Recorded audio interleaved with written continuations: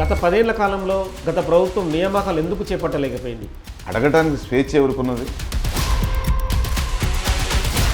అంటే మీ ఉద్యోగ సంఘం నేతనే శ్రీనివాస్ గౌడ్ ఒకసారి ఎమ్మెల్యేగా ఎన్నికారు, తదుపరి మంత్రి అయ్యారు. మేము కలుస్తాం, బొకే ఇస్తాం, ఫోటో దిగుతాం, బయటకు వచ్చి చెప్తాం. మీరందరూ అదే నమ్మాలి.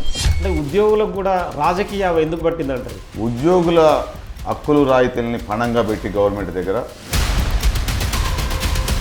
గత ప్రభుత్వంలో ఉన్న మాజీ మంత్రి శ్రీనివాస్ గౌడ్ ఈజీఓను అడ్డం పెట్టుకొని ఎన్నో అక్రమాలకు పాల్పడ్డని ఆరోపణలు ఉన్నాయి.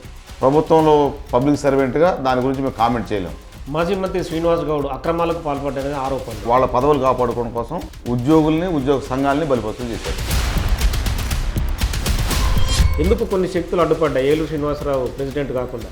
Power, money. అంటే కేసీఆర్ కుటుంబానికి అడుగులకు మడుగులు ఒత్తడమా? నాకు కొంచెం ఆత్మగౌరవం ఉంది కాబట్టి